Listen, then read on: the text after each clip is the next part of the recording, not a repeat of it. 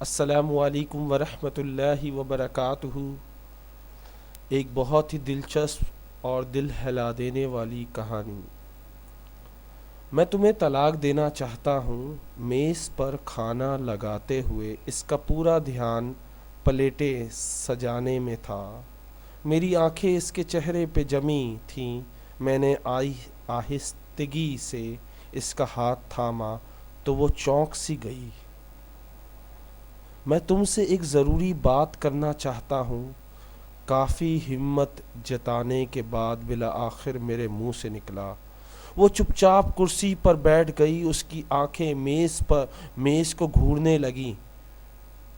ان میں اٹھتا درد میں بخوبی محسوس کر سکتا تھا۔ ایک پل کے لیے میری زبان پر تالا سا لگ گیا، پر جو میرے دماغ میں چل رہا تھا اسے بتانا بہت ضروری تھا۔ میں تمہیں طلاق دینا چاہتا ہوں۔ میری آنکھیں جھک گئیں۔ میری امید کے برعکس اس نے کسی قسم کی حیرانی یا پریشانی کا اظہار نہ کیا، بس نرم لہجے میں اتنا پوچھا، کیوں؟ میں نے جب اس سے کہا کہ میں تمہیں طلاق دینا چاہتا ہوں تو وہ حیران نہیں ہوئی، پریشان نہیں ہوئی، بلکہ اس نے ایک سوال کیا، کیوں؟ میں نے اس کے سوال کو نظر انداز کیا۔ اسے میرا یہ رویہ بہت برا لگا۔ ہاتھ میں پکڑا چمچ فرش پر پھینک کے وہ چلانے لگی اور یہ کہہ کر وہاں سے اٹھ گئی، تم مرد نہیں ہو۔ رات بھر ہم دونوں ایک دوسرے سے بات نہیں کی۔ وہ روتی رہی، میں جانتا تھا اس کے لیے یہ جاننا ضروری ہے آخر ہماری شادی کو ہوا کیا ہے۔ میرے پاس اسے دینے کے لیے کوئی تسلی بخش جواب نہیں تھا۔ اسے کیا بتاتا کہ میرے دل میں اس کی جگہ اب کسی اور نے لے لی ہے؟ میں اسے کیسے بتاتا کہ میرے دل میں اس کی جگہ جو تھی وہ کسی اور نے آ کر لے لی؟ میں کیسے بتاتا اسے؟ اب اس کے لیے میرے پاس محبت باقی نہیں رہی۔ مجھے اس پر ترس تو بہت آ رہا تھا اور ایک پچھتاوا بھی تھا، پر اب جو میں فیصلہ کر چکا تھا اس پہ ڈٹے رہنا ضروری تھا۔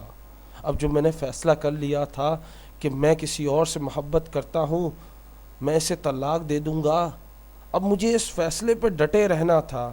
طلاق کے کاغذات عدالت میں جمع کرانے سے پہلے میں نے اس کی ایک کاپی اسے تھمائی، جس پہ لکھا تھا وہ طلاق کے بعد گھر، گاڑی اور میرے ذاتی کاروبار کے 30% کی مالک بن سکتی ہے۔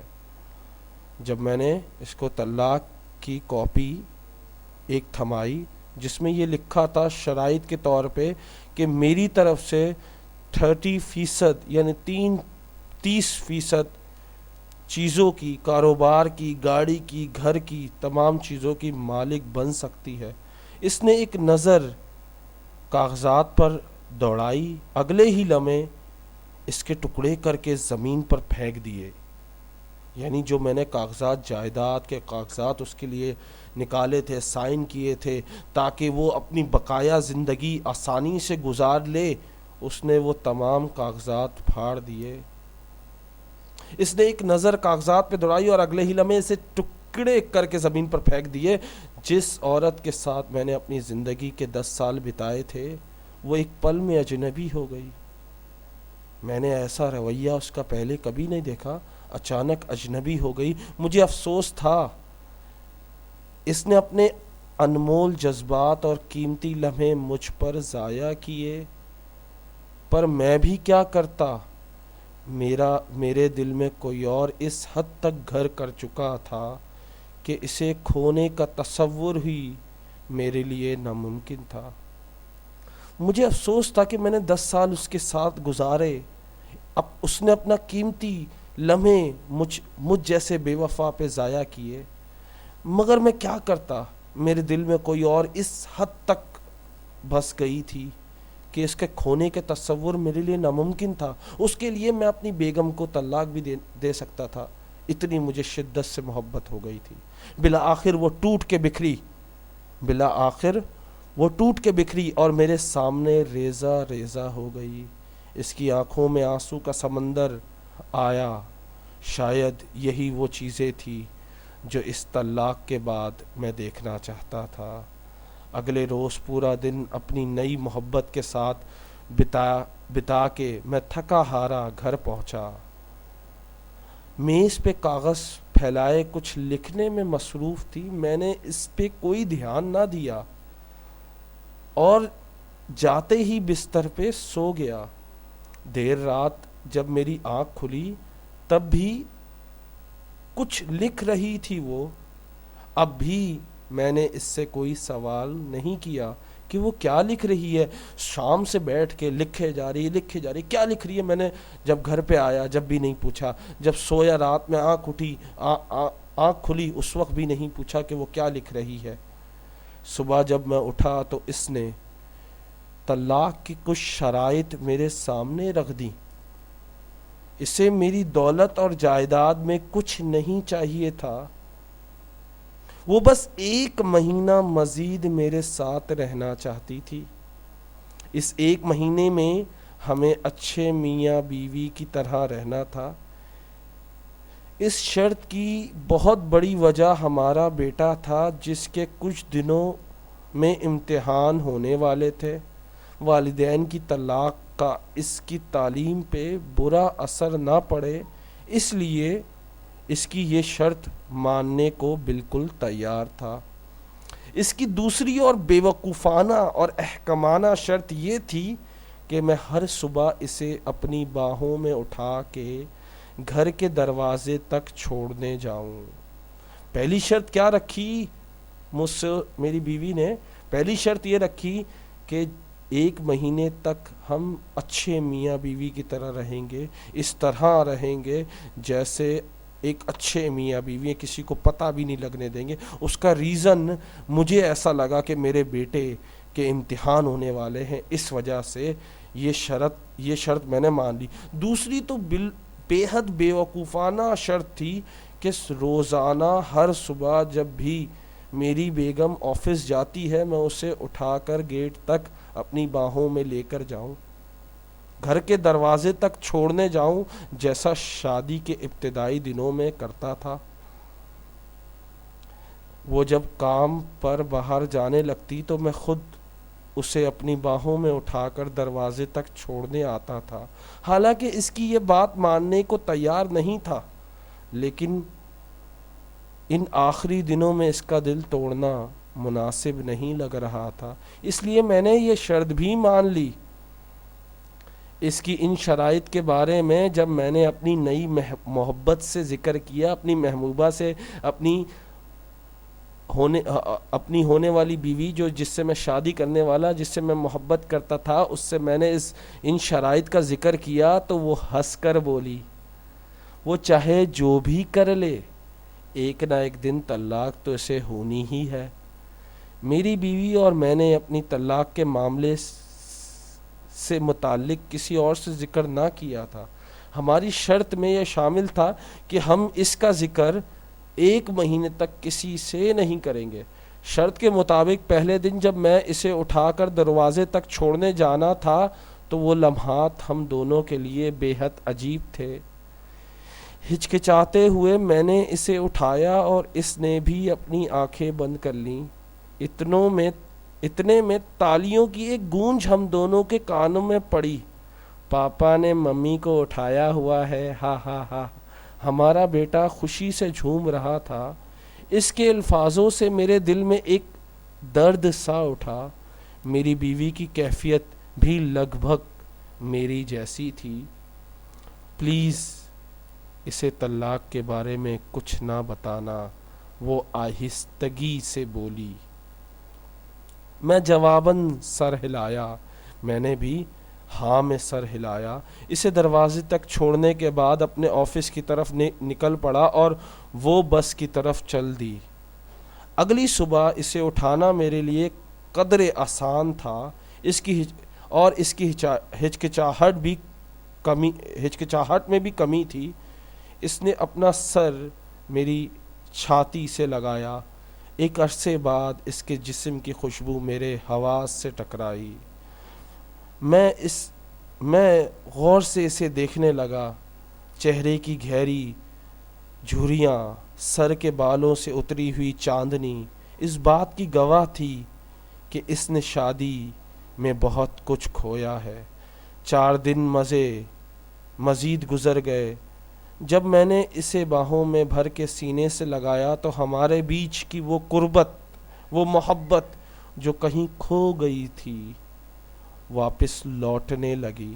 پھر ہر گزرتے دن کے ساتھ قربت کے وہ جذبات بڑھنے لگے، وہ محبت دن بدن بڑھنے لگی۔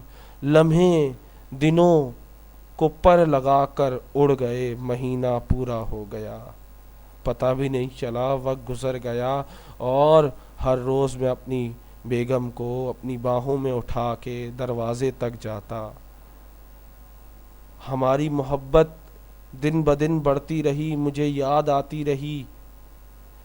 اس آخری صبح جانے کے لیے تیار ہو رہا تھا، وہ بیڈ پر کپڑے پھیلائے اس پریشانی میں مبتلا تھی کہ آج کون سا لباس پہنے، کیونکہ پرانے سارے لباس اس کے جسم پر ڈھیلے ہو گئے تھے۔ اس وقت مجھے اندازہ ہوا وہ کتنی کمزور ہو گئی۔ جو لباس اسے سخت تھے، ٹائٹ تھے، وہ بالکل ڈھیلے ہو گئے، تو مجھے احساس ہوا کہ وہ کتنی کمزور ہو گئی۔ شاید اسی لیے میں اسے آسانی سے اٹھا لیتا تھا، شاید یہی وجہ تھی کہ اس کا وزن مجھے پتہ نہیں چلتا تھا، کیونکہ وہ کمزور ہو گئی ہے۔ اس کی آنکھوں میں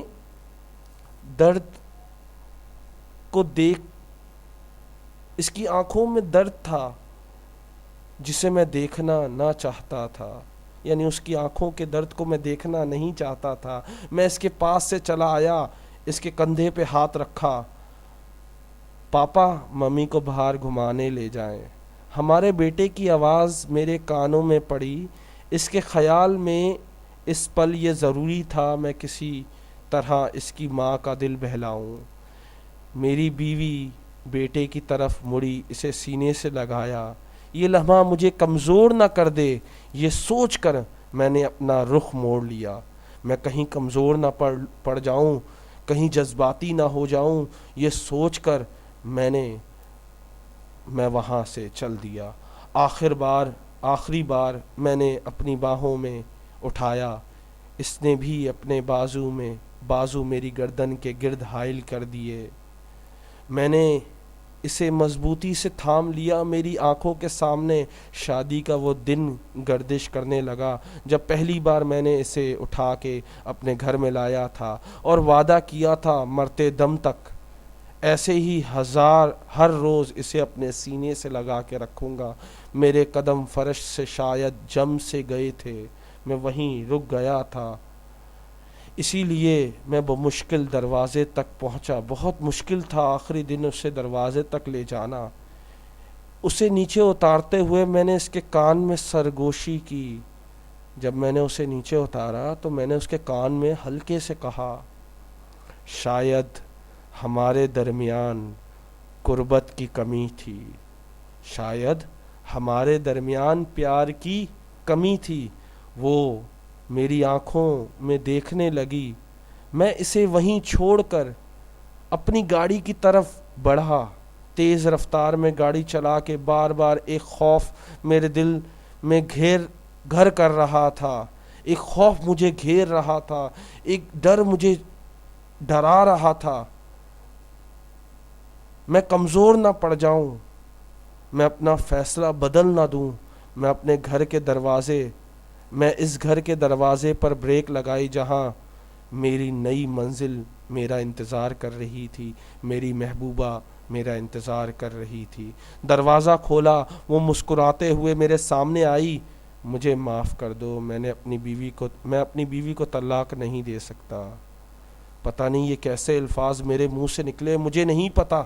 میرے منہ سے نکلے یہ الفاظ اس کے لیے دھماکے سے کم نہیں تھے۔ وہ میرے پاس آئی اور ماتھے پر ہاتھ رکھ کر بولی، شاید تمہاری طبیعت ٹھیک نہیں ہے یا تم مذاق کر رہے ہو۔ میں نے کہا، نہیں، میں مذاق نہیں کر رہا، شاید ہماری شادی شدہ زندگی بے رنگ ہو گئی ہے، پر میرے دل میں اس کے لیے محبت اب بھی زندہ ہے۔ بے شک ہمارے رشتے بہت پرانے ہو گئے ہیں، لیکن میرے دل میں اس کے لیے محبت اب بھی زندہ ہے، میں اس سے اب بھی محبت کرتا ہوں۔ اس 1 مہینے میں مجھے احساس ہوا میں اس سے کتنی محبت کرتا ہوں۔ بس اتنا ہوا کہ ہم ہر وہ چیز بھول گئے، بس اتنا ہوا کہ ہم ہر وہ چیز بھول گئے جو اس کے لیے ضروری تھی۔ دیر ہی سہی پر مجھے سب یاد آ گیا، دیر ہی سہی پر مجھے سب یاد آ گیا، ساتھ نبھانے کا وعدہ بھی یاد ہے، شادی کے پہلے دن میں نے اس سے کیا تھا۔ نئے ہر بندھن کو توڑنے کے بعد پرانے بندھن کو دوبارہ جوڑنے کے لیے واپس لوٹا۔ نئے ہر بندھن کو توڑ کے، یعنی اپنی محبوبہ کو اس حالت میں چھوڑ کے کہ اسے یقین ہی نہیں آ رہا تھا کہ میں اپنی بیگم، اپنی بیوی کی طرف لوٹ رہا ہوں، اسے یقین ہی نہیں آ رہا تھا۔ نئے ہر بندھن، ہر رشتے کو توڑ کر میں پرانے رشتوں کو جوڑنے کے لیے واپس لوٹا۔ میرے ہاتھ میں پھولوں کا ایک گلدستہ تھا جس میں موجود پرچی پہ لکھا تھا، میں ہر روز ایسے ہی تمہیں اپنی باہوں میں اٹھا کے دروازے تک چھوڑنے آؤں گا، صرف موت ہی مجھے ایسا کرنے سے روک سکتی ہے۔ میں اپنی خوشی برداشت نہیں کر پا رہا تھا، میں چاہ رہا تھا بس جلدی سے اڑ کر اپنی بیوی کے پاس پہنچوں اور یہ کہوں کہ میں روز تجھے اٹھا کر دروازے تک لے جاؤں گا، بس موت ہی ہم دونوں کو الگ کر سکتی ہے۔ میں اپنے گھر میں داخل ہوا، دوڑتے ہوئے سیڑھی چڑھنے لگا، خوشی کے مارے۔ میرے پاس اپنی بیوی کو دینے کے لیے زندگی کا سب سے بڑا تحفہ تھا۔ میں جب اس سے چند لمحے دوری پر تھا تبھی زندگی کی دوڑ اس کے ہاتھوں سے سرک گئی۔ میں جب اس کے پاس پہنچا تو وہ اس دنیا سے ہی رخصت ہو گئی۔ کئی مہینوں تک کینسر کی بیماری سے لڑتے لڑتے وہ ہار چکی تھی۔ میری جو بیوی تھی وہ کئی مہینوں سے مجھے احساس نہیں ہوا کہ وہ کمزور کیوں ہو رہی ہے، کئی مہینوں سے کینسر کی بیماری سے لڑتے لڑتے ہار گئی تھی۔ نہ اس نے کبھی اپنی تکلیف کا مجھ سے ذکر کیا، نہ ہی مصروف زندگی نے مجھے اس سے پوچھنے کا موقع دیا۔ ایک تو وہ باولی تھی جو اپنی تکلیف بھی مجھے نہ بتائی، اور ایک میں تھا جو اپنی زندگی میں اتنا مصروف ہو گیا کہ اس سے پوچھا بھی نہیں کہ کوئی مسئلہ تو نہیں ہے، تم اداس کیوں ہو، کچھ پوچھنے کا موقع ہی نہ دیا اس مصروف زندگی نے۔ جب اسے میری سب سے زیادہ ضرورت تھی، جب اسے میری سب سے زیادہ ضرورت تھی، تبھی میں کسی اور کے دل میں اپنے لیے محبت کھوج رہا تھا۔ جب وہ بیمار تھی، نہیں بتانا چاہتی تھی، اسے سب سے زیادہ میری ضرورت تھی، میں اس وقت اسے چھوڑ کر کسی اور سے محبت میں لگا ہوا تھا۔ وہ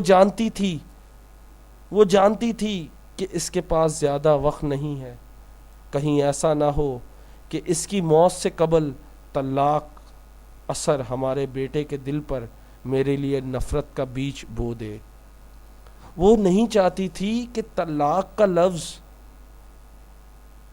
کے ساتھ اس کو موت آئے، وہ نہیں چاہتی تھی اس کا بیٹا جو ہے وہ اپنے باپ سے نفرت کرے، اس لیے بیتے 1 مہینے میں اس نے بیٹے کے سامنے انتہائی محبت کرنے والے شوہر کا میرا روپ نقش کر دیا۔ اس نے اس طرح کا کھیل کھیلا کہ مجھے بھی نہیں پتا کہ زندگی اس کی رخصت ہونے والی ہے.